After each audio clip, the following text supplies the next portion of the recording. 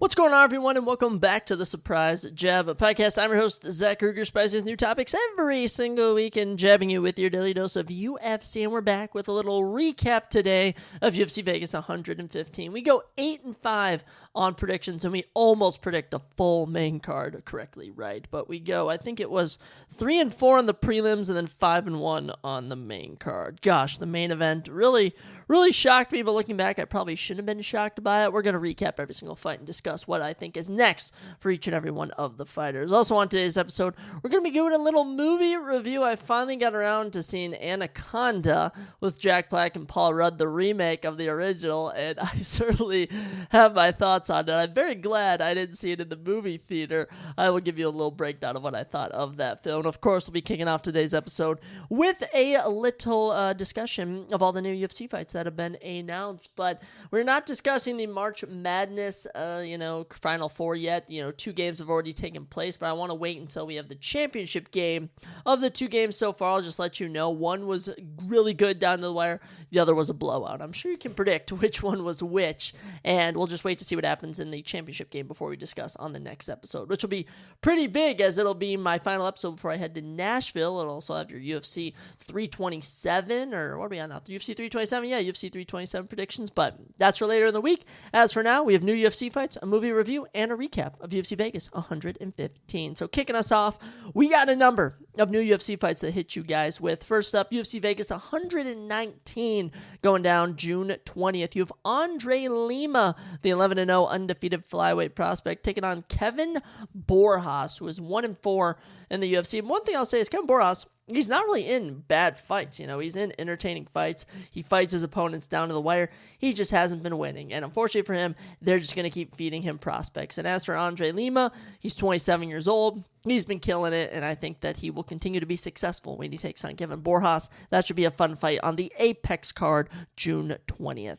Next up at UFC 328 in Newark, New Jersey, May 9th. That'll be that Khamzat Chimaev and Sean Strickland card, which, by the way, has a new co-main event, which we're going to be bringing up probably multiple times this week, as Tatsuro Taira and Joshua Van has been moved to that card. It is no longer on the card this weekend because Joshua Van got injured. I hate that Joshua Van is getting hate now for getting injured, winning the belt due to an injury. It's not his fault. Okay, it is not Joshua Van's fault. But anyways, also going to be on the UFC 328 card with that fight, and the Khamzat Chimaev Sean Strickland fight is a massive welterweight matchup between Joel Alvarez, El Phenomeno, who is 23-3 professionally. All of his wins have come by finish, except for one, I think. I think he has one win not by finish, and it's Vicente Luque, funny enough. He'll be taking on Yaroslav Amosov, and Yaroslav Amosov is an insane prospect. All right, the guy's 29-1, won his debut submitting Neil Magny, Bellator champion, TechCraft FC champion. This guy is insane. He's so freaking good. Fought in the war in Ukraine. He's a grappler. He's got the finishes. 29-1. Might add you, one of the craziest MMA records I've seen in a while. A lot of professional victories. He'll be taking on Joel Alvarez. That's going to be a fantastic fight. I look forward to it. UFC 328 will probably be on the prelims, but you could definitely sneak down on the main card and no one would hate on you. Here's a little bantamweight matchup for you at UFC Macau in China, May 30th. Kaya Sakura moving up in weight after going 0-2 through his first 2 UFC fights. The guy who holds wins over Manel Kape and Kyoichi Horiguchi, who is a Rizin double champion, is back to take on Cameron Smotherman, who is 1-2 in the UFC. Look, they're just trying to give my boy Kaya Sakura a layup. Will he land it? I don't know, but Cameron Smotherman is 12-6 professionally. He's about as average as it comes. If Kaya Sakura doesn't win this, there's no hope for him, and I really hope that he does win, as his birthday's on Halloween, which is very cool, and I love a lot of Japanese fighters. Speaking of them Asian fighters, the Korean Superboy Doo-Hoo Choi is back in action at UFC Vegas 117, May 16th, as he takes on Daniel Santos. And Daniel Santos is coming off a crazy upset over Ju Seg-yu. A lot of people counted it out, and the man who trains with Charles Oliveira ended up knocking him out. It was crazy work, and I'm excited to see this one. They're feeding him another South Korean. I love that they're just having Daniel Santos fight South Koreans. First Ji Young Lee, then Ju Seg-yu, and now the Korean Superboy Doo-Hoo Choi. But Doo-Hoo Choi is super entertaining. Holds a win over Nate Landry, I think, last time he fought. 3 fight of the night bonus bonuses, a fight of the year, 2-time performance in the night winner, 5-3-1 in the UFC. He's, of course, from South Korea. This should be a fun fight. As of right now, I'm leaning on Dooho Choi, but Daniel Santos, he's low-key been the Korean killer, so you should keep your eyes out on him. Same card, UFC Vegas 117, bantamweight division. Malcolm Wellmaker is back in action. One of the hottest prospects in the game is back to take on Juan Diaz, who is 15-1, a very hot prospect coming out of Peru. Actually held the title in Lux FL, some other league.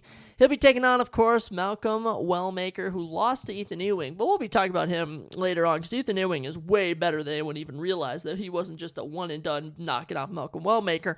Malcolm lost to a legit guy. Very curious to see how that fight goes. I'm so glad it's not for a month, because if it was to this weekend, I would be very torn on who to pick, but both these guys seem pretty good. Both of them seem talented, and that should be a fun fight. Sad it is on the Apex card, though. I wish it was in front of a crowd. I'm glad this fight is in front of a crowd, though. UFC Macau in China, May 30th. Muslim Salikov, the king of Kung Fu, the Russian, is back to take on Jake the Celtic Kid Matthews. Oh, both of these guys always can get probably to like the number 16 spot in the rankings, which isn't a spot that exists. They can never crack the top 15. You know, Jake Matthews was on an absolute heater and then got submitted by Neil Magny. I have no idea what happened there. Very embarrassing. And as for Muslim Salikov, look, the guy is 41 years old. He turns 42 this year, and he's still knocking boys out silly with his moves. I absolutely love this fight. Both of these guys have tons of knockouts, tons of finishes, and going down in China, I'm all here for it. Should be pretty exciting. Next up for our final three fights, UFC Perth has an absolute banger as Jack Jenkins is back to take on Marwan Rahiki. Wow, I cannot believe this fight is going down already. Marwan Rahiki is fresh off of one of the craziest performances against Harry Hardwick, where he absolutely destroyed him, and now they're feeding him to Jack Jenkins. These are two of the hottest Australian prospects in the game, and they're going to be blessing your feed May 2nd. This is going to be a war. You're going to see leg kicks. You're going to see punches. I don't know who to pick, but, you know, both of these guys are as talented as it comes, and I'm super excited to see this. Jack Jenkins is somehow 4-2 in the UFC. I have no idea how he's racked up 6 fights in the UFC. Props to him.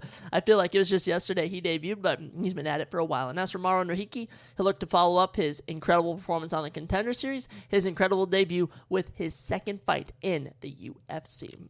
And then second to last matchup to bring to your guys' attention, Bia Mesquita, probably the hottest women's bantamweight prospect right now in the UFC, who is 7-0 with 7 submissions, is back to take on Melissa Mullins. And while, you know, Bia Mesquita is not ranked, I feel like she could easily take on a ranked opponent. Melissa Mullins is 2-2 in the UFC, hasn't done much, but at this point, we're just trying to get Bia Mesquita to rack up wins. So far, 2-0 in the UFC, both with finishes. And then the biggest fight that we've probably had announced recently, this one going out at UFC 328 lightweight division. Grant KJD Dawson takes on Matus Beastie Rebecki. This is going to be a war. Both of these guys only fight the highest level fighters. And this is going to be one of those fights. Grant Dawson's going to have the edge on the grappling. I'm going to lean Matus Rebecki on the striking, but really both of these guys are grapplers at heart, okay? Oddly enough, they've both trained with American Top Team. I'm unfamiliar if they've trained with each other. But mind you, Matus Rebecki holds wins over Dagir Imavov, Loic Radzeboev, and Maitabek Oralbai.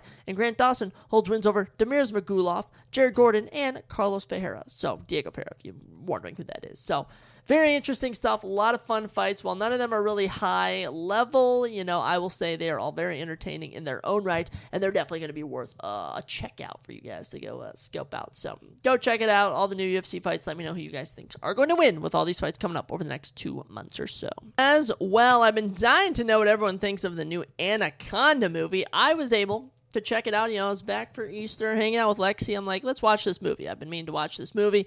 And as simple as this movie is, I can explain to you the plot right now. Jack Black and Paul Rudd, they gather up some of their friends. It's really just those two and their 2 friends. And they go into the Amazon to remake the movie Anaconda because it was their favorite childhood movie. And lo and behold, there's actually a giant anaconda there that tries to eat them. It is, It's funny. Okay, it's funny to the point where it's like, this is the dumbest movie ever, and I find myself laughing at things. Like truly is so funny. IMDb has it at 5.6 out of 10. Rotten Tomatoes at 47%. Letterboxd 2.5 out of 5.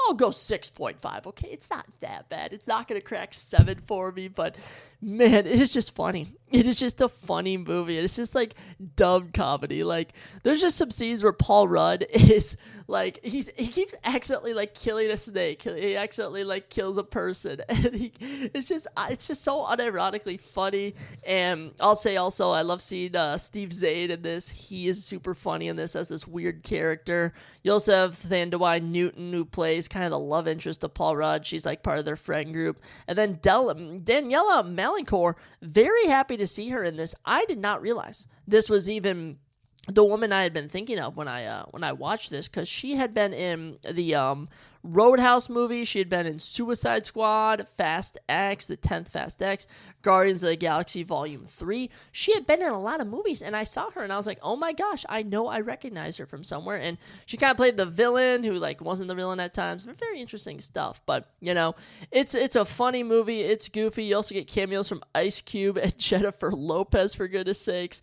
and Selton Mello. I've never heard of this guy before this film. I think, what has he been in before this? I'm Still Here, A Dog's Will, The Clown, really nothing. He was so funny.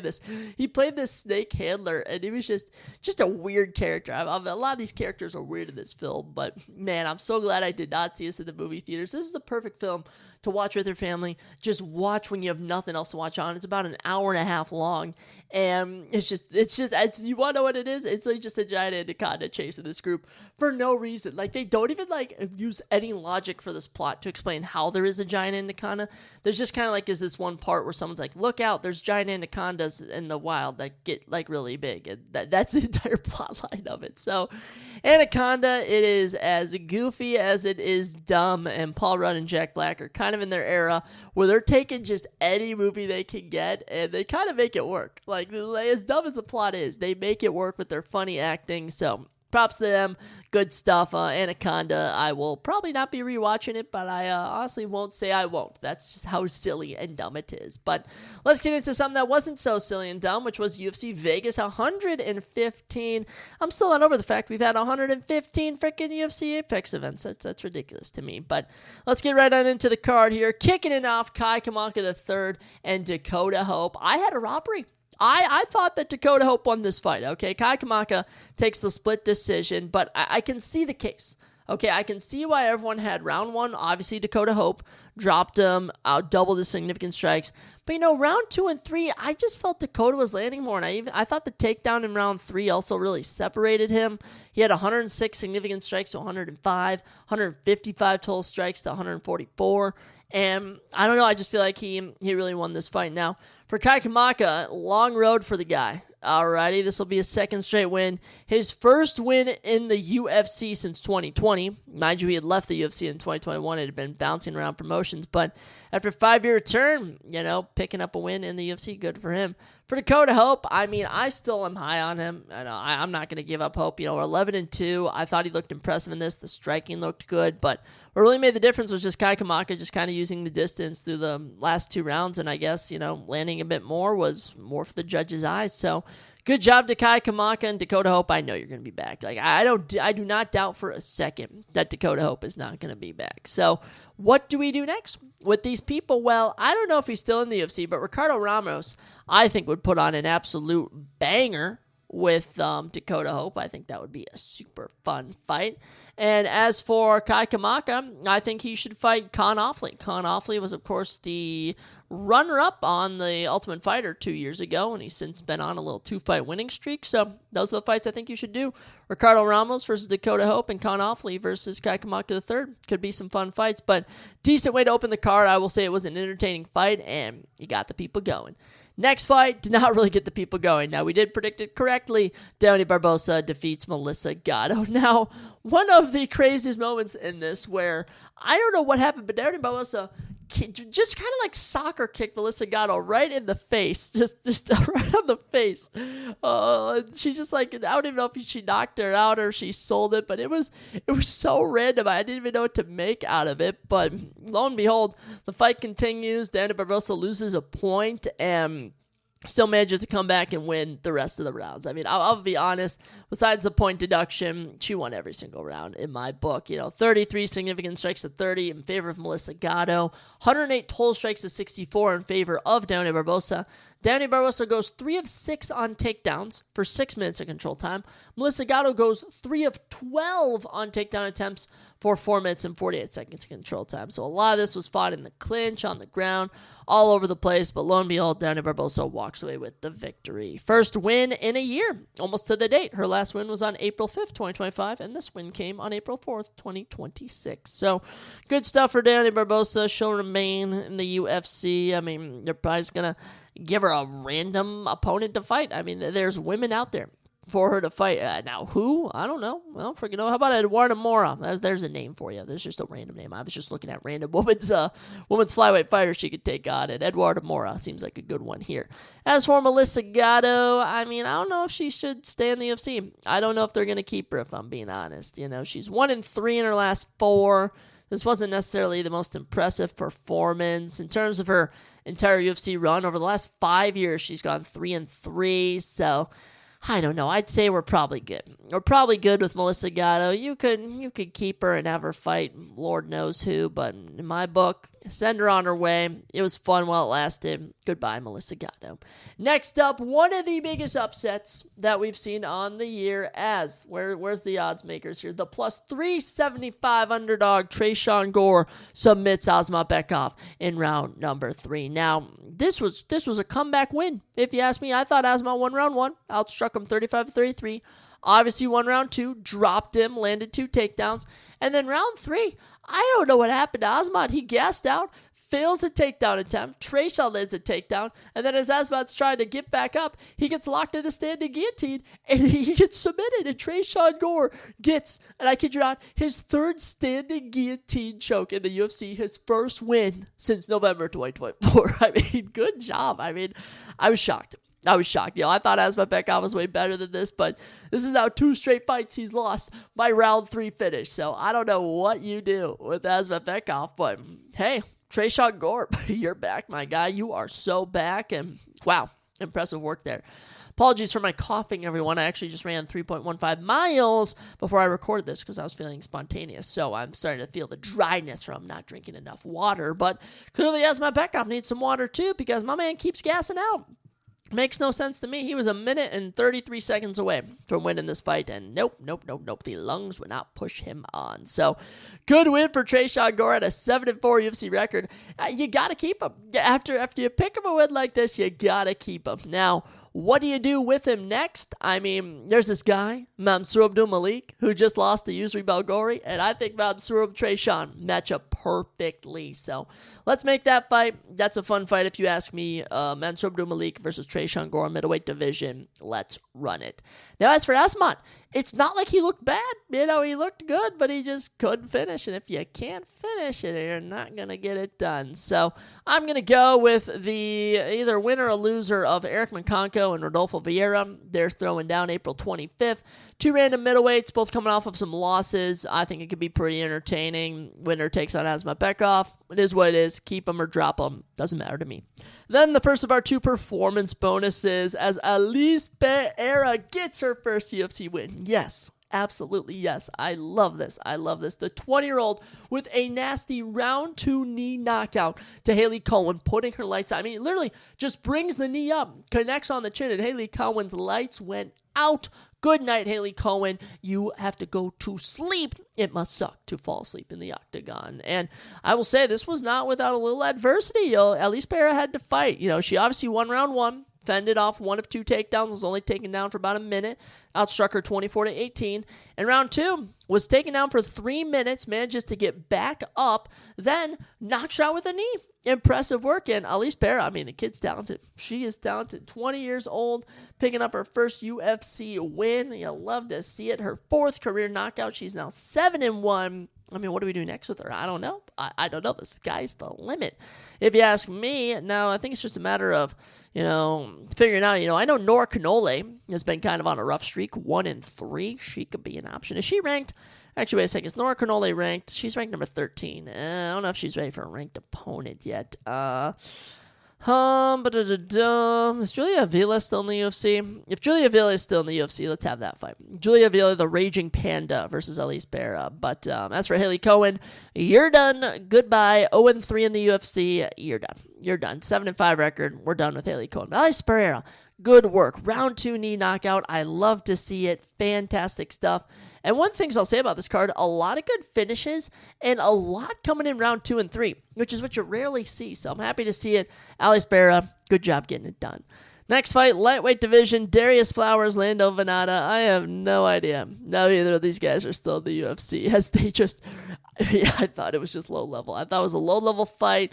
Lando Venata had this in the bag, and just couldn't bury. Really couldn't. Either guy's struggling to get the finish. Very awkward. Darius Flowers ends up walking away with a little ground and pound 50 seconds into round number 2 after, I don't even know if he did like a trip take. He kind of did like a trip takedown and then just started ground and pounding on Lando Venata. Lando Venata just crowd up in a little ball. So Lando Venata is going to end his UFC run. I guarantee they're not going to re-sign him. At a 12-8-2 professional MMA record, 3-fight losing streak, 1-4 in his last 5, 2-5, and no, actually 2-6 in his last freaking 8. Goodness me. And just not impressive. And as for Darius Flowers, this is actually his first UFC win. This is his first win in 4 freaking years. So good job, Darius. You're going to stay in the UFC. I'm happy for him. I'm happy for our boy Darius Flowers here. Now, what do I think is next for Darius? A man named Daniel Zluber. That's what I think is next. Daniel Zluber is in desperate need of an MMA win, and I think that him and Darius will match up perfectly. So, Lando Venata, get the frick out of the UFC. And as for Darius Flowers, you can remain. You actually impressed me a bit here with your little trip takedown, little TKO. It was just kind of goofy. I feel like both these guys definitely should have finished the fight earlier, and having to go into round 2 is just kind of silly, if you ask me. After that was our second performance of the night bonus, as Alessandro Costa knocked out Stuart Nicole with a body shot with 4 seconds left in round number 2. And round 1, back and forth. Stuart Nicole actually outstriking Alessandro 27-20. I'd say more power was on the side of Alessandro Costa. We go into round 2. Alessandro's kind of flipped the tide. He's outstriking him more, 23-20, landing 2 of 3 takedowns, and then just puts on a perfect body shot, which just crumbles. Stuart Nicole dropped to the floor. Alessandro Costa power in those fists. It was timed perfectly. And funny enough, these two actually met up backstage after the fight, and Alessandro Costa was showing him how he hit the move on him. Isn't that kind of comical? But yeah, Alessandro Costa, very impressive work, getting the victory here, just as I expected that he would. This will be his 6th career knockout, 12th career finish, and dude, win-loss since he's joined the UFC. He's now 3-3, and man, it's tough to tell. He looks like a world beater, but then he'll go out and lose to guys. So I think it's figuring out where does Alessandro Costa fit in, determining what we do next to him. I think Bruno Silva could definitely be a good option. He's ranked at number 15 because, clearly the dude's entertaining. All of his wins have been round 2 knockouts, for goodness sakes. He's hit him with a body shot, ground and pound, and even a little standing TKO. So Alessandro Costa can do it all, and he looked impressive in this contest. As for Stuart Nicole, kind of sad. He's 0-3. He's lost 1 fight in 2024, 2025, and now 2026. And with an 8-3 record, I just don't think there's anything left for him in the UFC. So, Stuart Nicole, best of luck with your future endeavors. There just isn't anything left for you to do in the UFC. At 0-3, all he could do is take on someone coming off the Contender Series as like a layup fight, if you ask me. Or maybe they have him fight Luis Garuli, who's also 0-3. Oh, Luis Garuli actually already has another fight booked against Daniel Perez. Isn't that funny? So, yeah, Stuart Nicole, no luck for you there. But Alessandro Costa, very impressive. Good work. Happy for you.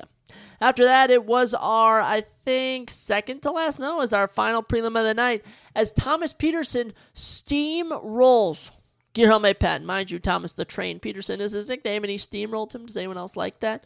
This was honestly one of the worst performances I've seen. Now, Guilherme Pat probably won round one. Okay, probably won round one.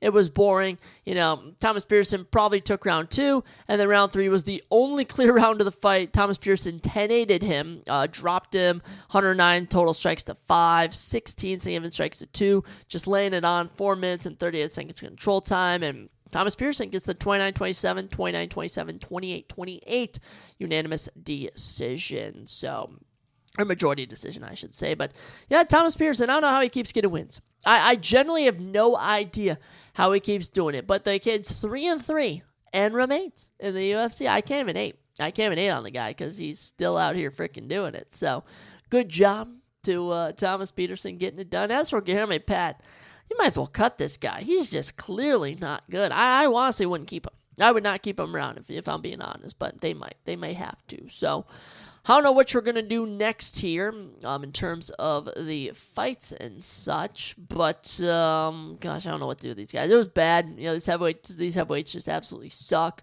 For Thomas Peterson, I'm going to say, maybe Steven Asplund, 2 Minnesota boys throwing down. That could be a fun option if you ask me. And in terms of, Guilherme Pat. Actually, let's do Guilherme Pat versus Steven Asplund because I want to see Steven Asplund whoop up on this boy. And as for Thomas Peterson, let's have Thomas take on, I'm trying to think of someone he could potentially fight. Ante Delege seems a bit high. Sergey Spivak did just beat Ante Delege.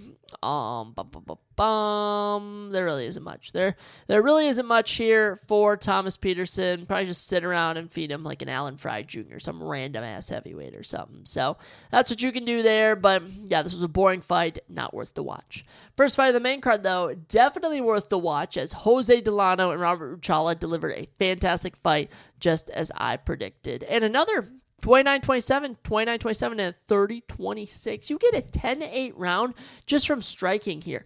I mean, Jose Delano was on one in round number 2. And even the entire fight, 107 significant strikes to 67, 127 total strikes to 69. Both of these guys showing excellent takedown defense. Jose attempted 5, Robert attempted 3. No one could land one. We go to the scorecards, and Jose Delano continues on his winning ways. I knew he was good on the Contender Series, and he was even better in his debut, especially against the former KSW double champion in Robert Ruchala. All right, and Jose Delano improves to 17-3.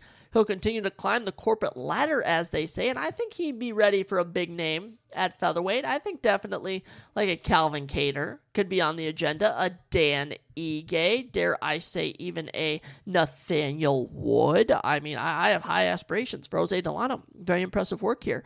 As for Robert Ruchala, he's now lost 2 just really close fights. William Gomez and Jose Delano are tough competition. Let's give Robert like a layup, like Nate Landwehr or something, or like like your Cub Swansons of the world. People like that, if I'm being honest. So you could even have him fight. Was there another featherweight on this card? There wasn't, but there'll be people out there for Robert Ruchala to fight. Both these guys were impressive, but just as I suspected, Jose Delano was more impressive. Significant striking his way to victory.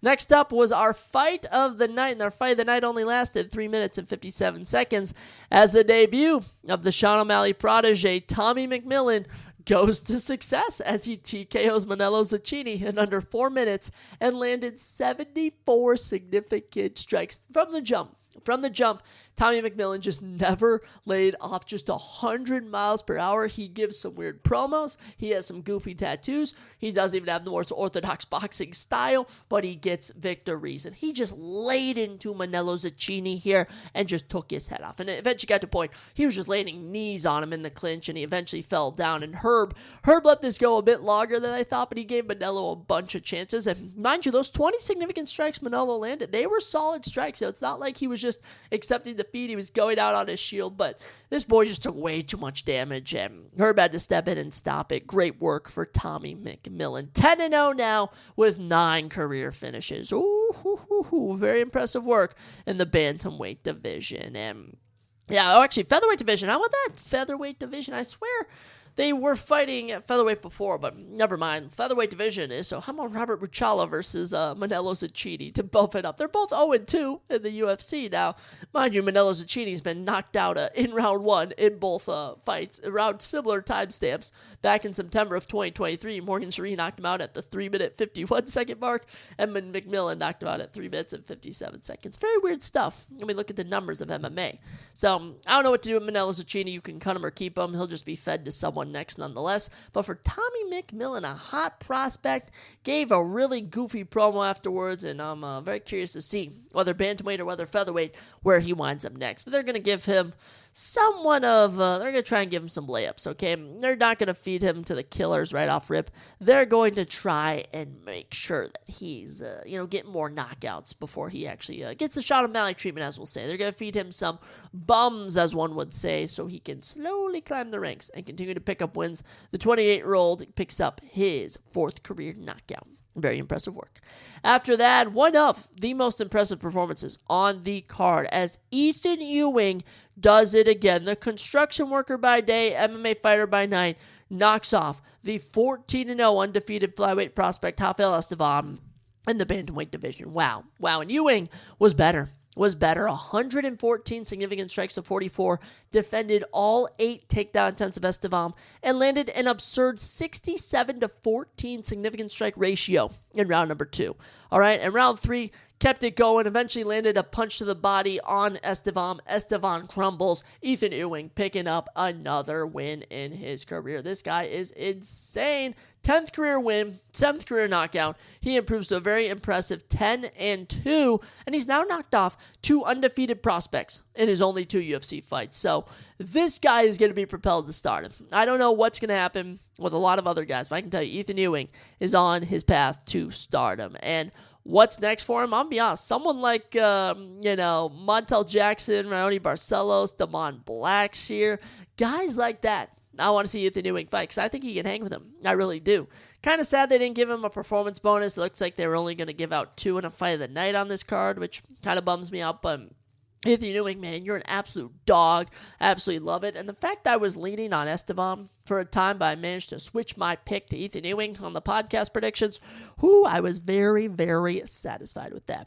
As for Rafael Estevam, this is going to be a tough first loss for him.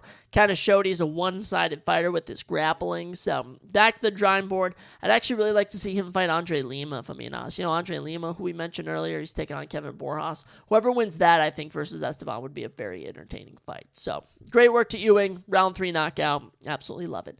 After that, Abdul Rahman Yakiayev took more than 30 seconds to make work of Brenson Ribeiro, but nonetheless, at the 2-minute and 52-second mark of round number 1, gets the rear naked chokehold. And hey, I'll be honest, Abdul ate some heavy shots from Brenson Ribeiro. We got to see some levels to Abdul's game here. He did not suffer, a flawless victory. He was able to be dealt some damage.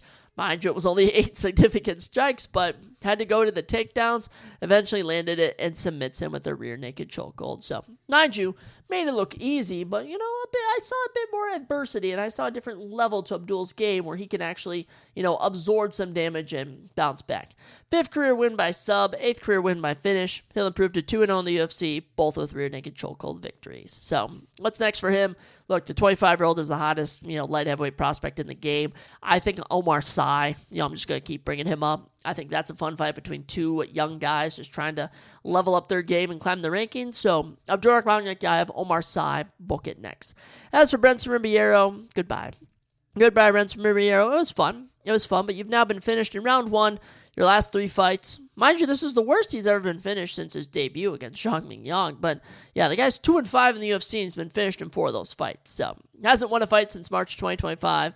And good times while it lasted, Brenson, but unless they feed him to another prospect, he's goodbye. Goodbye for certain. Getting on into our co-main event, I am still shocked who made the odds on this that made Virna Chandidoba the underdog, because literally I knew from the jump that she was just a far superior fighter to Tabitha Ritchie. All right, uses the grappling, 6 of 12 on takedowns, 8 minutes of control time, and you know what? For total strikes, 122 to 89, and even significantly, she may have been outstruck significantly, 37 to 26, but she was clipping Tabitha Ritchie here and there. Very impressive work.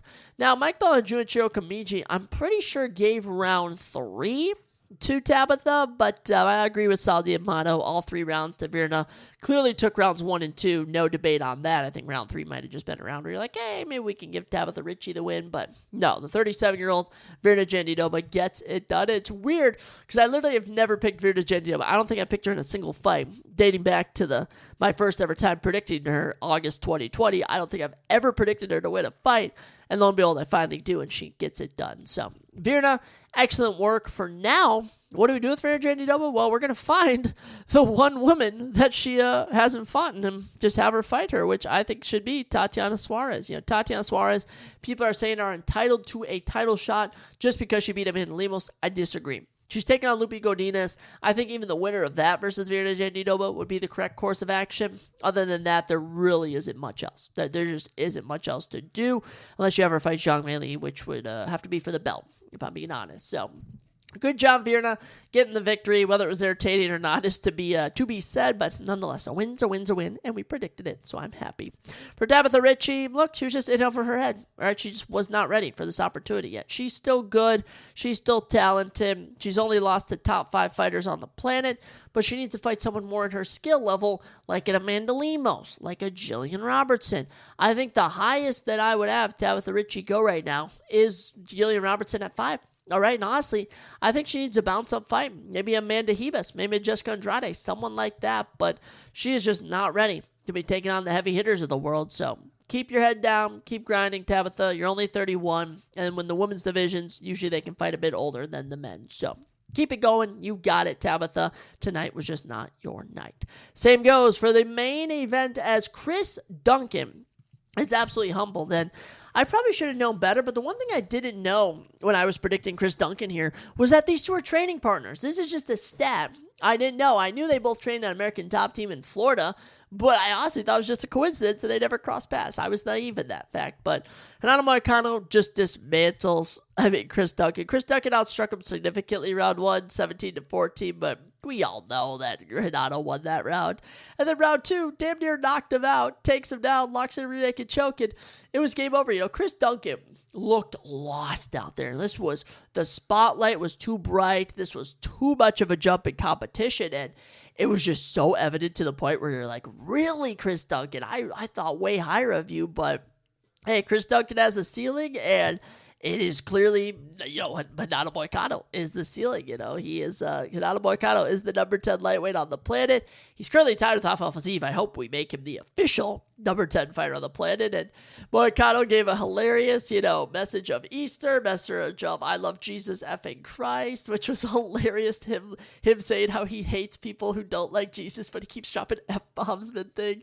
He was so funny. And then he was talking about how he doesn't want to fight killer prospects like Chris Duncan because he wants to fight guys who are notable names like Brian Ortega and Aljamain Sterling. He was just going off. It was a classic Renato Moicano promo. There's kind of nonsense. He was just rambling on, but hey, great win for Moicano. 11th career submission. I think he now has the 4th most rear naked chokeholds in UFC history. Of course, Charles has the most, but still up there. So good job, Moicano. First win, mind you, since September 2024. A long time coming. Really long time coming. Now, what do we do next with him? Well, he wants to fight legends of the game, but I don't really know. I think he was originally slated to fight Brian Ortega. He was booked to fight him earlier this year, so let's just run that. Brian Ortega, Renato Moicano, let's just make Moicano happy. And, of course, put this in front of a crowd. If this was in front of a crowd, they would have been going ballistic. As for Chris Duncan, listen to some names he's beat. Yanal Ashmov, Bellagio Key, Jordan Vucevic, Matus Rebecca, Terrence McKinney. Guys he's lost to.